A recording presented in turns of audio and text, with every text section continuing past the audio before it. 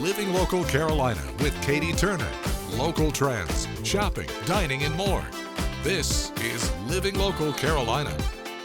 The following portion of Living Local Carolina is sponsored by ABC Quality and the South Carolina Department of Social Services. Hey guys, welcome back to Living Local Carolina. Today I am at Sunrise Children's Academy and I'm joined by our Child Care Hero of the Month, Valerie. Congratulations. Hi, thank you. So glad you're here. I'm so excited to get to know you. You are our Child Care Hero. You're a pre-K teacher here, right? Right. Tell me all about yourself and how you got into this line of work. Well, I'm a pre-K teacher of 4 and 5-year-olds, and I'm in Sunrise Children's Academy. We do a lot here to prepare them for preschool. For kindergarten. Why did I get into this job? Yeah. I've always been in the service. I've worked with Alzheimer's patients and special ed preschool. Wow. In New York. So this is where I wound up. It's great opportunity here. I love my job. I can tell you love your job too. and you love your kids too. That's what makes every day so special for Absolutely. you teachers. So can you tell me what a typical day looks like for you guys? A typical day, every day is different. Mm-hmm. Every day is different, right? We have a plan. I have a plan. I have a guideline to follow, but it's intentional. It's purposeful teaching. Yeah. So everything's a purpose. Everything's intentional, whether it's planned or it just pops up. We treat everything with a purpose here, for sure. I'm sure there's also a lot of hands-on learning too. Absolutely. You know, getting messy, all that good Oh, stuff. we do it all the time, yeah. Tell me all about that. We do. Sensory is a big thing. So these kids, some kids don't like to be messy. So we cater to everybody. So the ones that like to get messy, I like to include them, pair them with the ones who don't.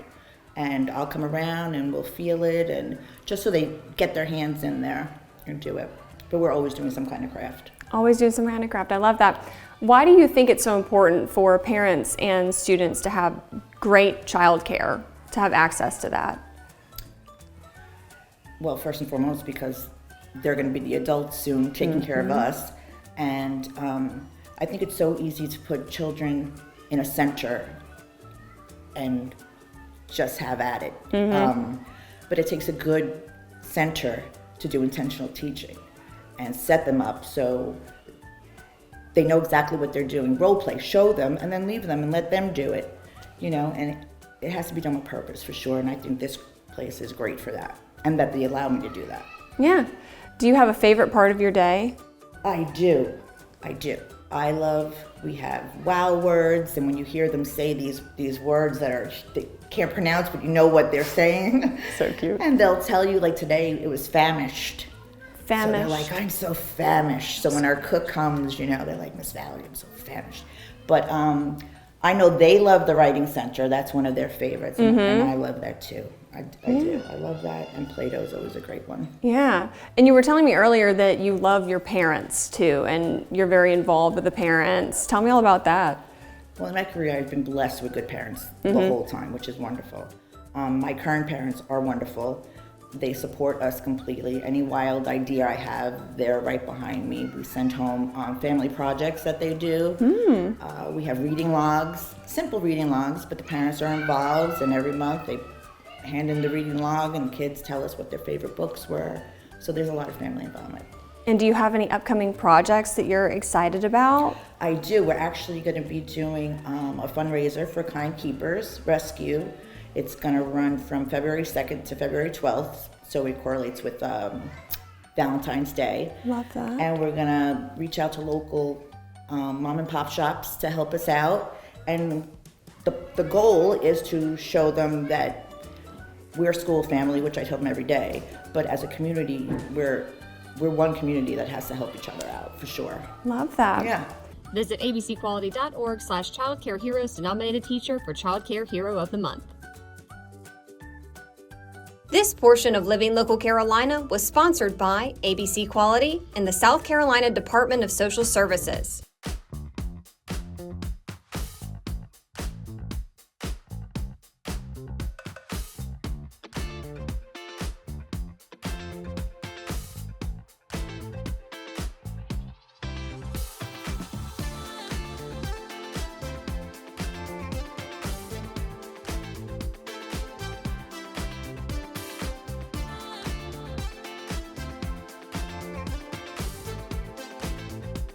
We'll be back right after this break with more Living Local Carolina.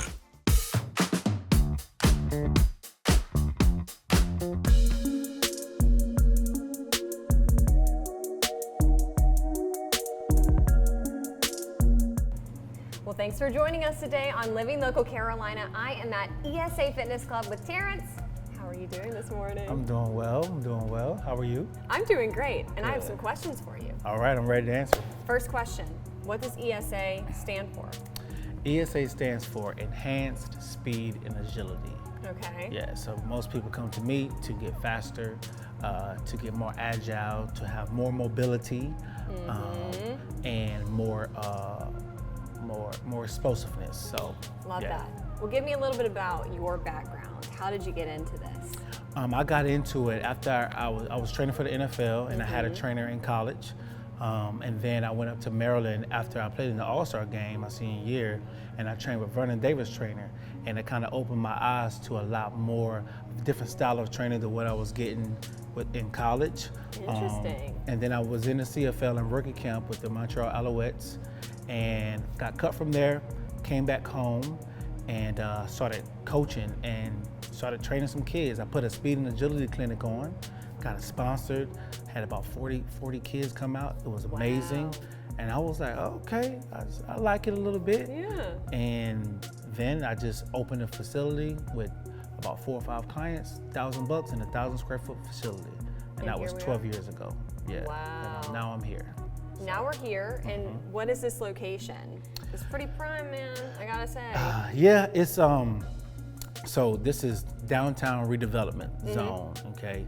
Right, smack dead in the middle of downtown Myrtle Beach is 515 9th Avenue North, and I've been in this building for about a year.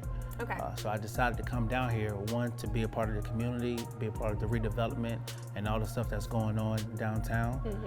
So I just, took a risk, and so far it's been pretty good.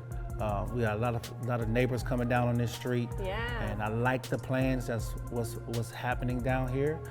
So I just wanted to be a part of some growth and be on the beginning of the stages, and that also actually ask what we think and what we want to do, and so it's pretty cool.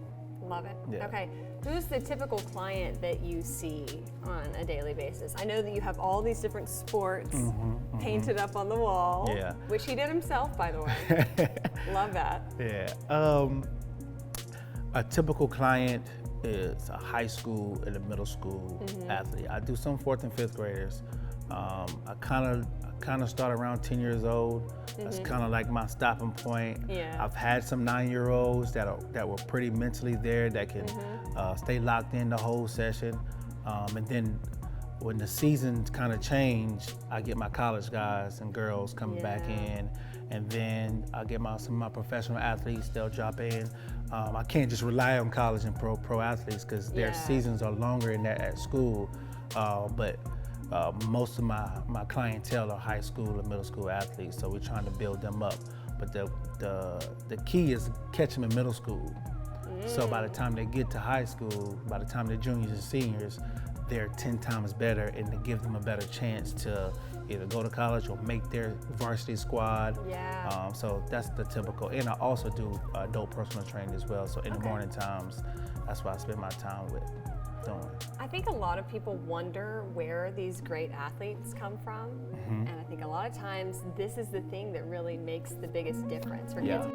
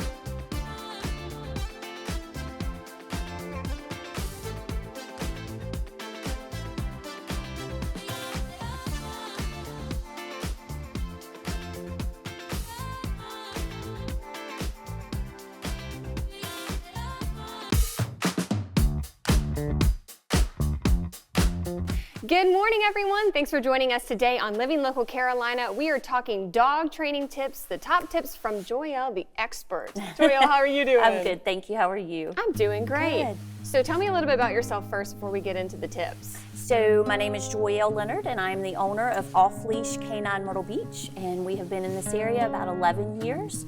So we are very excited to help the community and help owners and pet parents to be able to communicate more effectively with their dogs. I love it. You know all the things that I probably should be taking some notes. So grab a pen and paper, folks, because you've got some top tips on how to train your dog. Correct, absolutely. So the first thing is don't forego using a crate. A lot of people will stop using the crate when their puppy gets housebroken or they maybe get through that chewing phase. So don't ever forego using the crate. The crate is so beneficial for the long haul of you having your dog. The next thing that I would tell you is owners tend to start thinking about, when they're starting to think about getting a puppy, they don't really consider their lifestyle and what's going on in their house. So we have lots of dogs in our rescues. We have lots of dogs in our shelters. They are very overrun right now. But a lot of times owners don't consider what's going on in their house, what their daily lifestyle looks like. Are they home? Are they not home? Do they have small children? Do they like to be out and vacation? So you really need to consider your lifestyle when you're thinking about the breed of dog that you're trying to get or you're wanting to get. So research that breed, really look into that. Think about your lifestyle, make a pros and cons list. Help yourself to be able to start off on the right foot. The last thing I would say is please be respectful when you see other people out with their dogs. Not every dog is a dog person. Not every dog is a dog. So please don't allow your dog to just run up to another dog that they see. It's rude, and sometimes that dog can create a situation that makes the other dog feel uncomfortable, and therefore that dog will attack the other dog. So you have a whole nother scenario on your hands. And then the last thing goes along with people too. Don't allow your children or you don't run up and start to rub another dog just because you see another dog out. I'm a dog person, you're a dog person, Katie, right? So we're not just gonna go up because we're dog people and just be all in that dog's face. That dog, you can set them off, be respectful.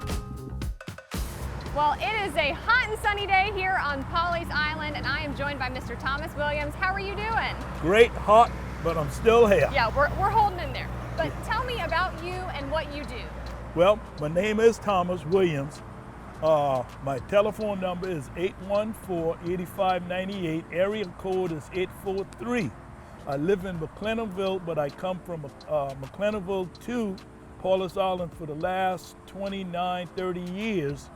And I also come 4 days a week, and I love it, and I don't think I see no way I'm going to stop. Now, what do you do?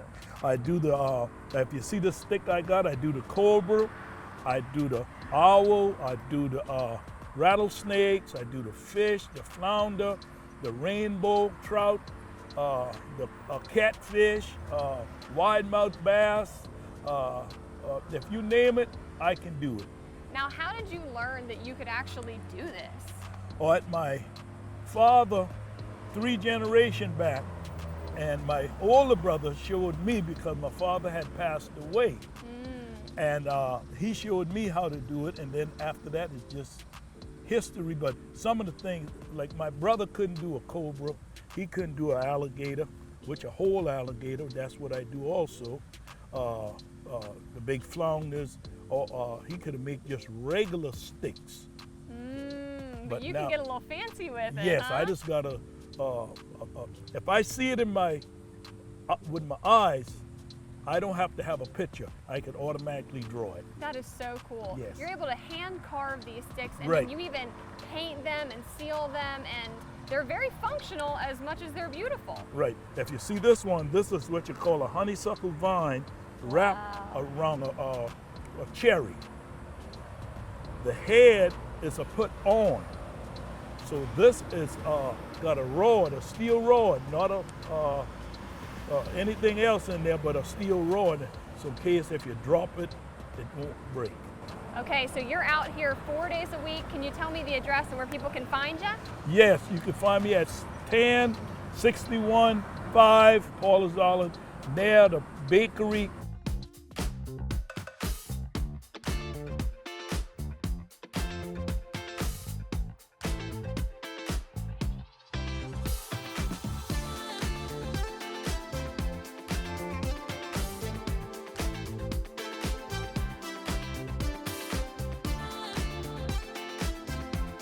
We'll be back right after this break with more Living Local Carolina.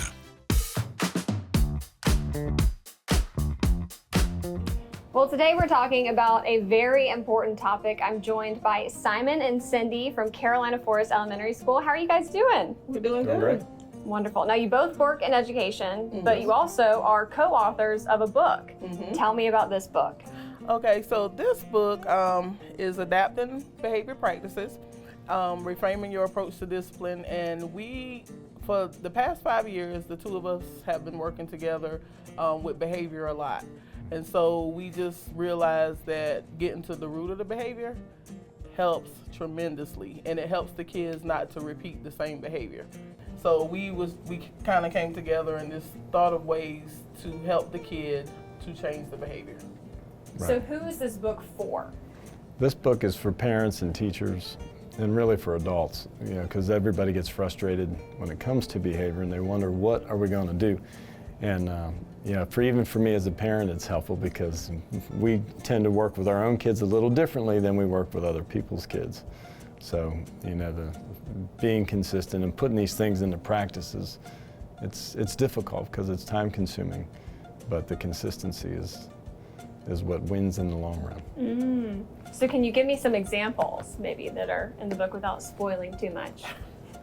Like Cindy said, a lot of kids, and I'm sure many people out here listening and yourselves can remember, when kids would come get in trouble at school and they would get in trouble for the same things over and over and over again.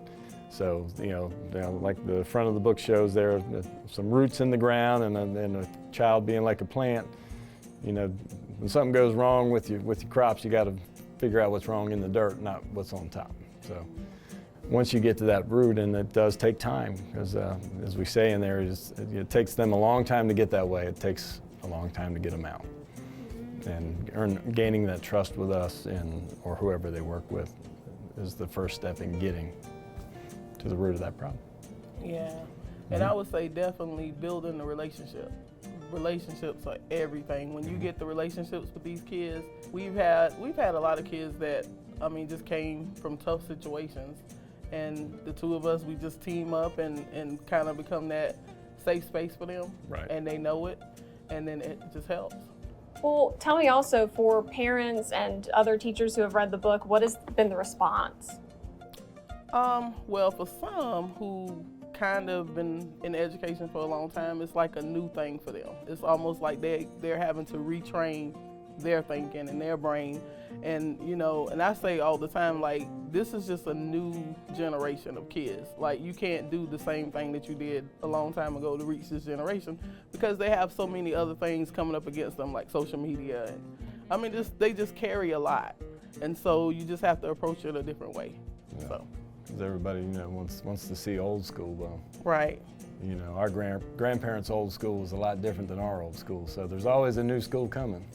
So we just need to adapt to that new school a little bit faster. Right. If we're going to be successful with our kids, and that's a hard thing for some teachers.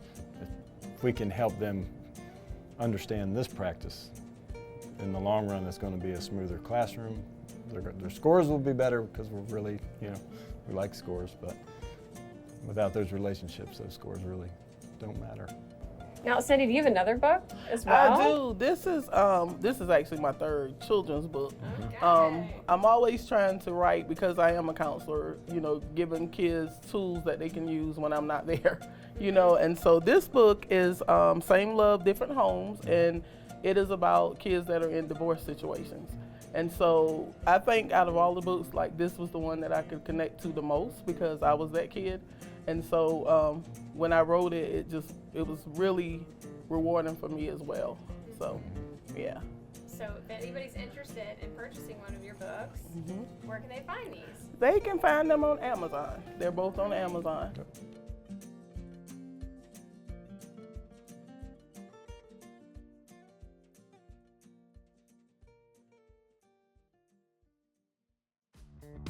Don't forget to like our page on Facebook and follow us on Instagram and Twitter. How to use the QR code. Just open the camera app on your smartphone, iPad, or tablet. Point your device at the QR code so the QR code appears on your screen. Your device will recognize the QR code and show you a notification. Click that notification and you'll come to our website.